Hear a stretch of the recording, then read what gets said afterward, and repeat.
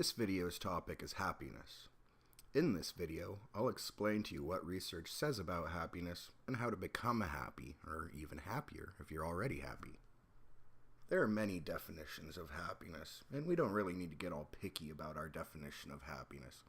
For our purposes, we can just say that first, happiness is more than just the absence of sadness.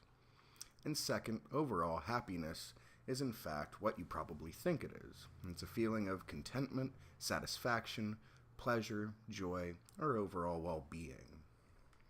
So first of all, how happy are you? Pick which of these faces comes closest to expressing how you feel about your life as a whole.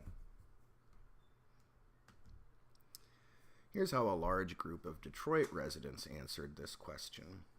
9 in 10 people picked one of the 3 happiest faces. Now, some of you might be thinking that this doesn't seem right, considering what we know about Detroit. Basically, that it's a worn-down, almost third-world city. Well, the data from this study actually was collected in 1976, so we don't know how people would fall along this scale today in Detroit. In a representative sample of Americans from 1999, 3 in 10 described themselves as very happy, and 6 in 10 as pretty happy. Only 1 in 10 described themselves as not too happy. So basically, we're seeing the same finding in this sample of the entire country as we found in the sample of Detroit residents. Now again, these data were from 1999, so they might seem a bit dated. But more recent research seems to confirm these findings. As you can see from this graph, Americans' level of happiness seems to have stayed rather constant over the last several decades.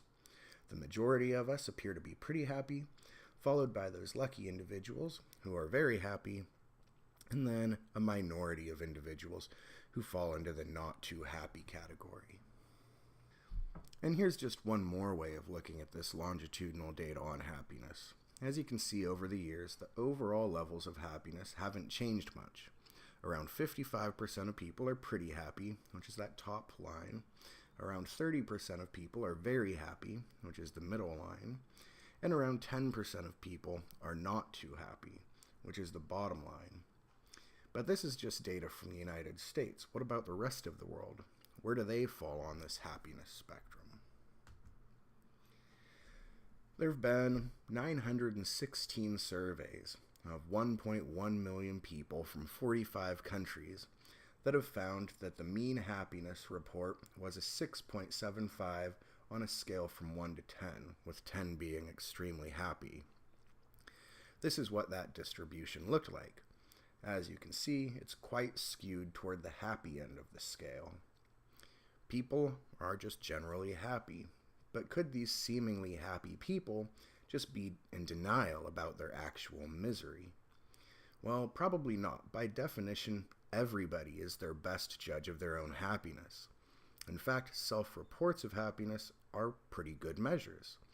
They tend to be reliable over time, and people who report that they're happy are also thought of as happy by family members and friends.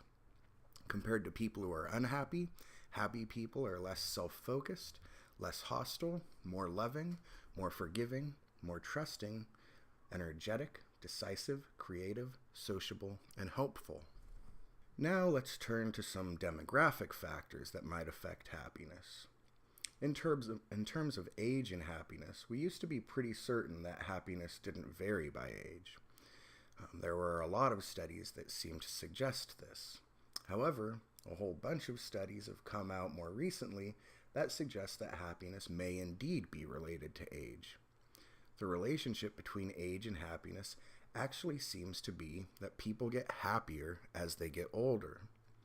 One study followed veterans of World War II and the Korean War for 22 years and found that their life satisfaction increased over the course of their lives and actually peaked at age 65. Happiness didn't begin to decline until 75, as physical ailments began to plague these individuals. In addition, there's also evidence of this from a long-term survey of happiness.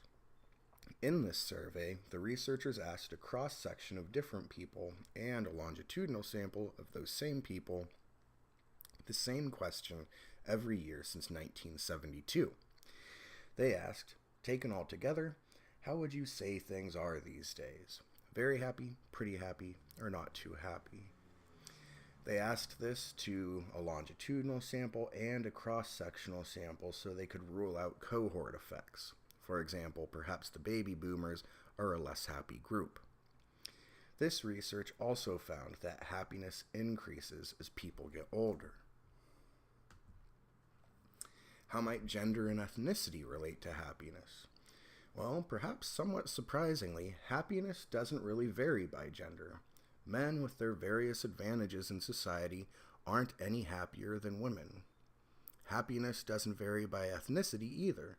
Thus, enduring discrimination doesn't make members of an ethnic minority any less happy than members of the majority group. Discrimination leads to all kinds of serious and horrible problems, but interestingly, it doesn't affect overall happiness levels. One thing that a lot of people believe is that being beautiful leads to happiness. They feel like if they were only better looking, they would be happier. But one researcher took pictures of people who were considered by themselves and by other people as extremely happy, and took pictures of people considered as average in happiness. Then they got raters who didn't know anything about the pictures to rate these individuals on physical attractiveness. They found no relationship between how attractive and how happy people were. Thus, overall, attractiveness and happiness aren't correlated. However, happy people do rate themselves as more attractive compared to people who are less happy. Less happy people rate themselves as less attractive. There is no objective difference, as the study found, in how attractive people are and how happy they are, just purely a subjective difference. In addition, people may believe that happy people are just happy because they have a lot of good things happen to them. But, in fact, happy people don't experience more objectively defined good events than average people. What that means is that you don't get happier simply by experiencing more good events. Does money lead to happiness? People seem to think that it does. However, most people won't admit to thinking that money buys them happiness. But consider this question. Would a little more money make you a little happier? Most people say yes to this question. In a national survey, people were asked what would improve their lives the most.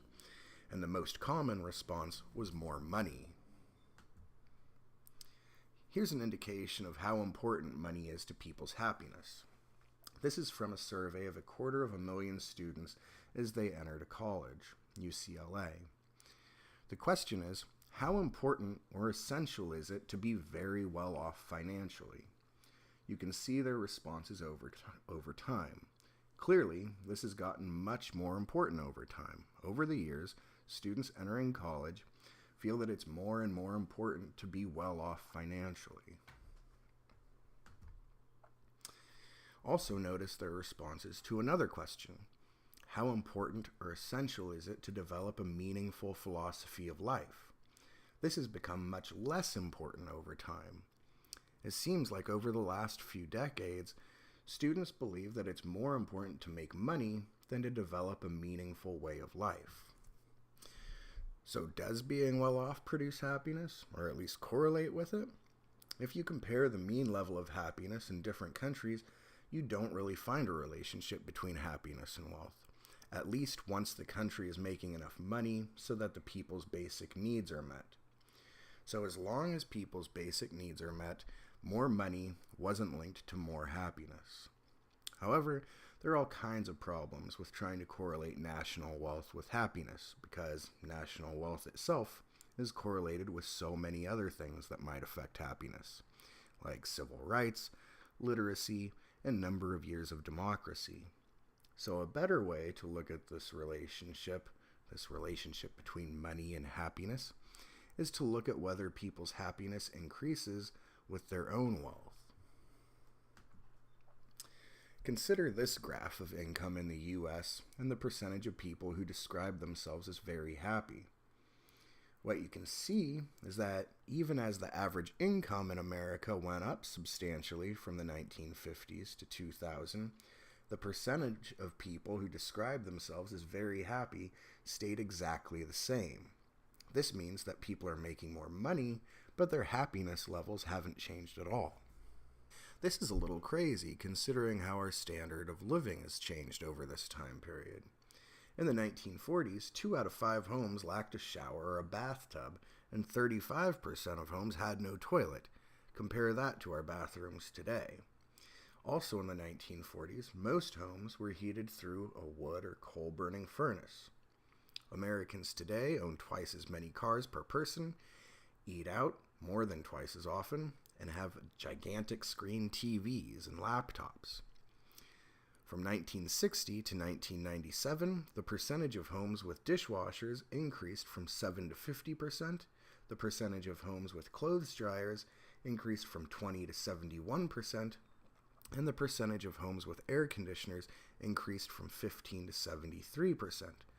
And all during this time, people have reported that it was very important to be well off financially. However, happiness levels have stayed the same. Similar data from other countries leads to the same conclusion. Becoming more well off doesn't make people happier. One researcher surveyed 50 people from the Forbes 400 list of the wealthiest people in America.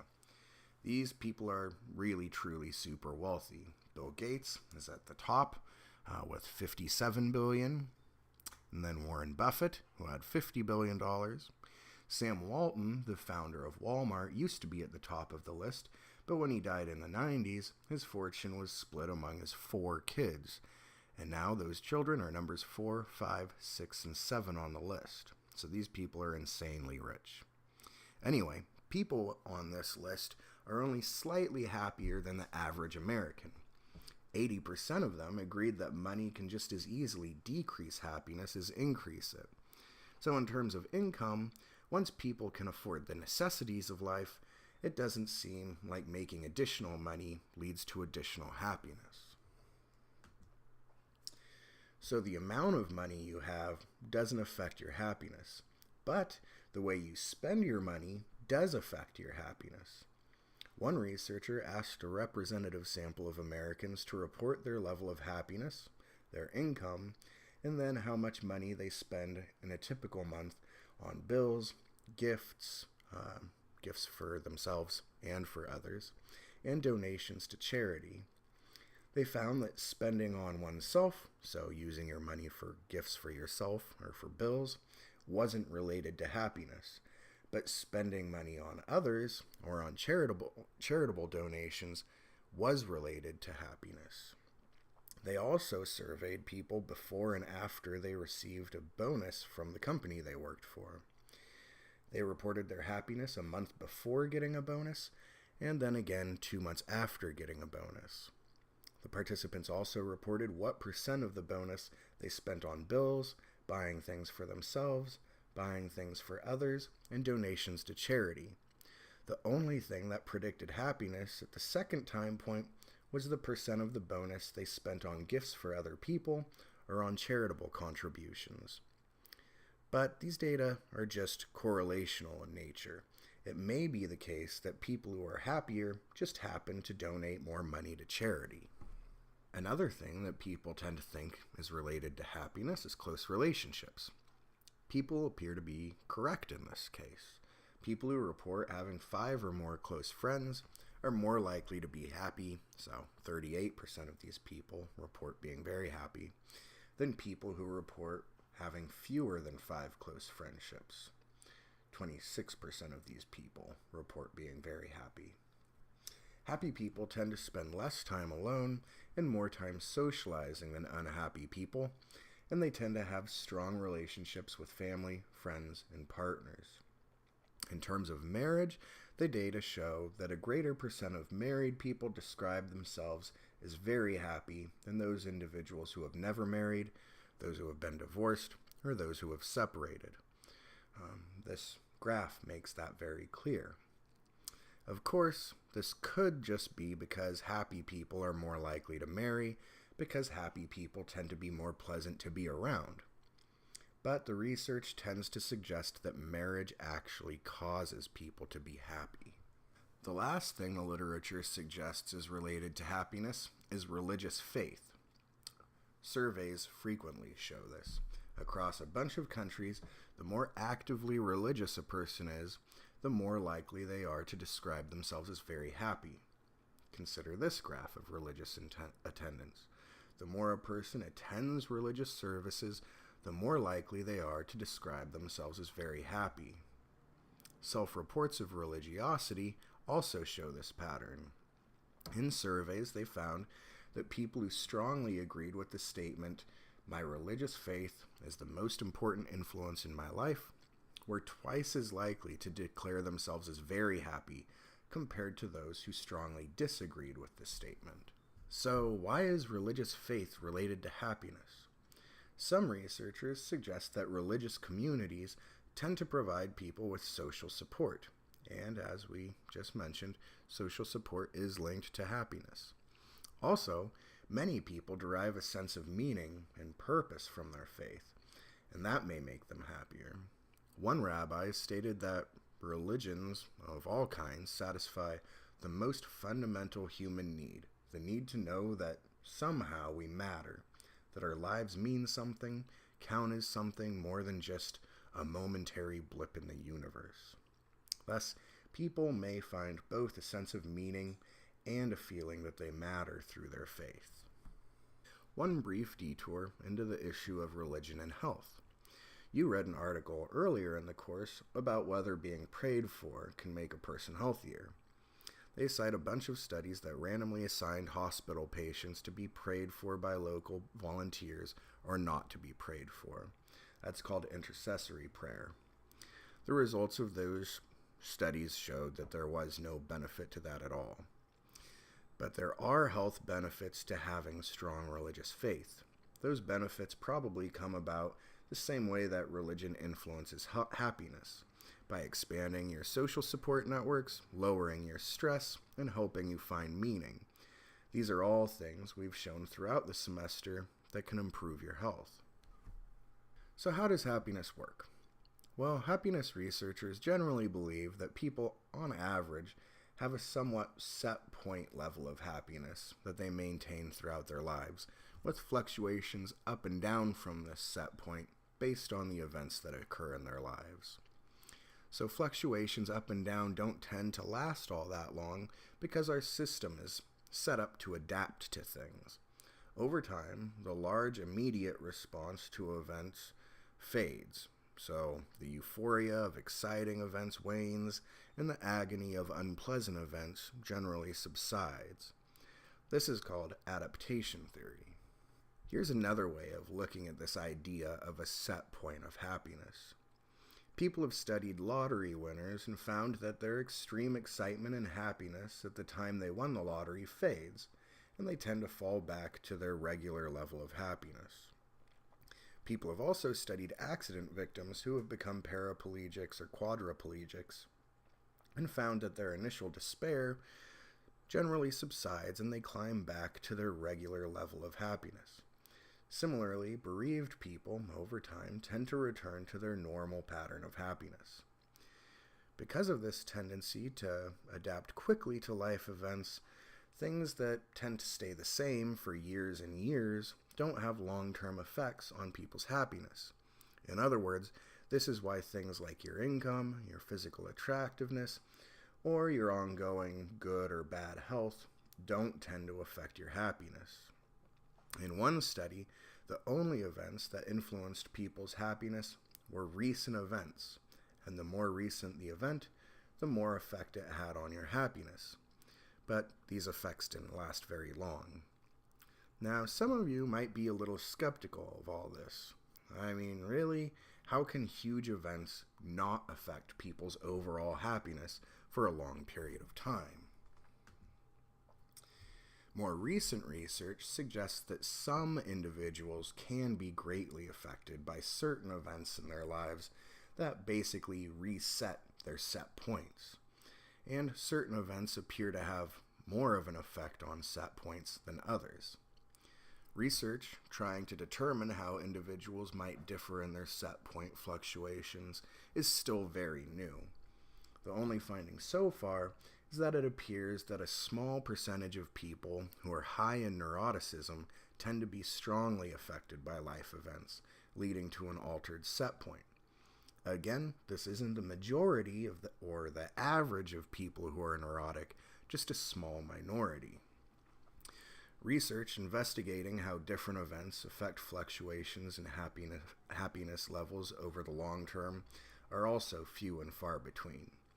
This makes sense if you think about the resources necessary and how long it would take to conduct a strong longitudinal study. That being said, some research has found that unemployment, disability, and severe disability may all have profound impacts on people's levels of happiness. Here are a couple of graphs showing you how different events affect people's set point levels of happiness. On the left, you can see the differences between marriage, divorce, and widowhood. What you might notice is that although divorce and widowhood led to immediate decreases in happiness, eventually these widows and divorcees return to their pre-event happiness levels. However, the right side tells a different story. Unemployment drops individuals' levels of happiness. Although the happiness of these unemployed people slowly rises, it doesn't quite seem to ever level out again and return to pre-event levels of happiness. Disability and severe disability appear to drop people's levels of happiness and alter people's set points. Now, this data isn't saying that everybody who experiences a severe disability will become deeply depressed and stay that way. However, it does suggest that a few certain life events may lead to new set points. What overall creates this set point level of happiness that people fluctuate up and down from? It's thought that about half of an individual's set point level of happiness is genetically influenced. They know this from doing studies on twins, both identical and fraternal twins. So it's genetically influenced, but not genetically fixed. Another 10% of your happiness is a result of some of these life circumstances I've been talking about. Things like marital status, social networks, age, and having enough income to cover your needs. That leaves about 40% of your current happiness that results from what you do and how you think. And it's that 40% that you can take advantage of to influence your own happiness. Basically, you've got 40% worth of wiggle room to slightly improve your set point, or at least take full advantage of your overall happiness levels. So, what can people do to improve their happiness? Well, there are a variety of strategies. There isn't actual research on this first strategy, but a happiness researcher suggested it, so I'll describe it anyway. According to this strategy, people don't need to believe everything happens for the best in order for them to be happy, but they do need to make the best of the things that happen to them. This researcher suggests that there are 3 strategies for achieving this, which he calls PRP. The first P is for permission. When we feel down, we should grant ourselves permission to be human. In other words, grant ourselves permission to have made mistakes. R is for reconstruction. You should reconstruct what happened that upset you and come up with some lessons for the future about what works and what doesn't. And the second P is for perspective. You should remind yourself that this thing getting you down doesn't really much matter in the grand scheme of life. So these all seem like good strategies. However, let's move on to talking about what the research shows. One study randomly assigned students to either perform 5 acts of kindness per week for 6 weeks, or to a control group that wasn't asked to do that. All participants' happiness levels were measured at the beginning and at the end of the study. The students did things like donate blood, visit grandparents, help somebody write a paper, or writing a thank you note to a former professor. Participants who did the acts of kindness had significant increases in happiness. However, the 5 acts of kindness per week had to all be done in a single day for the effect to occur. If they spread these acts of kindness out throughout the week, this had no effect on happiness levels. So does spending money on others or donating to charities make you happier? Maybe happy people just happen to spend a lot on gifts and charity. Well, one researcher conducted a true experiment to see if there was a causal relationship between spending money on others and happiness. They had subjects rate their happiness in the morning, and then later they were given either $5 or $20, which they were told to spend by 5 p.m. that day. They were randomly assigned to spend the money on themselves, or to spend it on a gift for someone else, or to a charitable donation. Then participants were called that evening and asked to report on their happiness. They found that people who were assigned to spend the money on others were significantly happier than those who were assigned to spend the money on themselves. The amount of money they received didn't affect their happiness. So, based on these results, if you want to be happy, spend your money on other people. In addition, thinking about what you're grateful for helps you to savor the positive things in life. And it may keep you from simply adapting to positive things as fast as usual, allowing you to enjoy them for a longer time. In one 6-week study, students were asked to contemplate the things they were grateful for, or they were assigned to a control condition. This slide contains the instructions given to the students in the gratitude condition. Sure enough, regular gratitude led to increases in happiness. But this only works if you contemplate what you're grateful for just once a week. If you do it 3 times a week, it loses its effectiveness. I'll say that again. Practicing grateful thinking only works if you contemplate what you're grateful for once a week. This next thing is supposed to work even better than gratitude. To explain it, I want to remind you of that graph of people adapting to good and bad events. What you want to have happen is to stretch out the happiness from good events happening, keep that peak from dropping back to your set levels for as long as possible, and you want to hurry up that return to set levels when bad things happen. So make that dip as skinny and steep as possible. And there's some work on this. It's called affective adaptation. Basically, this work says that you don't want your mood to adapt when you're happy, but you do want it to adapt when you're unhappy. Research on affective adaptation looks at things that can cause people to adapt. And what they find is that people pay a lot of attention to events that they don't understand, and that focus gives those events a lot of power to affect our emotions. But if you can make sense of a poorly understood event, then you can deprive it of its ability to affect our emotions.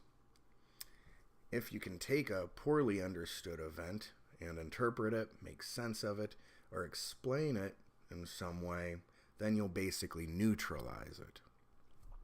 The strategy for dealing with a negative event is to try to speed up this explanation process. Once you can explain the bad thing, it doesn't hurt you as much as the same bad thing before you explained it. The strategy for dealing with a positive event is the opposite. You want to slow down the explanation process. You don't want to understand, interpret, or explain it. You want to make it seem more surprising. You want to retain some of the mystery.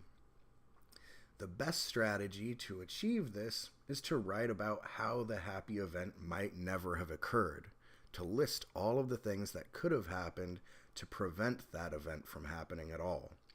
Research suggests that doing this improves people's moods even more than writing about how that event actually did happen. Visualizing your best possible future self can also improve your happiness. A pair of researchers asked participants to either visualize their best possible selves or to write about life details. This slide shows the instructions the researchers gave to the visualization group. Participants who did this for 6 weeks had significant increases in happiness over that time compared to control subjects. All of these subjects were led to believe what they were doing would increase their happiness in order to rule out their expectations as a possible confound. One famous researcher, whose name I've frequently read but have never actually attempted to pronounce, says that people are at their happiest when their work and their leisure time engages their skills. So they're at their happiest when they're unselfconsciously absorbed in some mindful activity. He calls this zone between the anxiety of being overwhelmed and the apathy of being underwhelmed flow. So basically, people need to challenge themselves and stay intellectually active and excited, but not so active that they're stressed out. Flow is what's going on when people say that they're in the zone. Basically, in a flow state, you're aware of nothing else other than the task at hand. There's also all kinds of data showing that exercise improves your mood and makes you happier. For example, 4 months of aerobic exercise has been found to be just as effective at treating depression as 4 months of Zoloft, or a combination of exercise and Zoloft. Research also shows that humor makes everything in life a little easier. Humor allows people to express emotion without discomfort and without making other people upset. Humor keeps both the upsetting cognitions and the emotions in your mind, so it allows people to look directly at what's painful to them. Unhealthy coping techniques often distract people from a painful event, but there's something positive and healthy about looking directly into our painful emotions, and humor helps us do this. When all else fails, just try to express some happiness. Research shows that your mood will typically follow.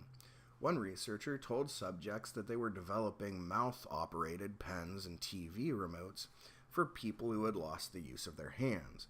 And so, he had people hold a pencil between their teeth, which activates the muscles for smiling, or between their lips, which doesn't activate those muscles.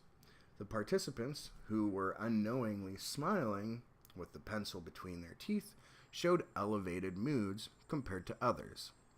This is called the facial feedback hypothesis. Finally, there's some evidence that happiness leads to better health. This evidence comes from surveys in which people's health and happiness are measured at one point in time, and then again many years later. Then they look to see if happiness at the beginning of the study predicts how long the person lives, controlling for their health at the beginning of the study. In studies like this, done on healthy populations, they find that happiness leads to a longer lifespan.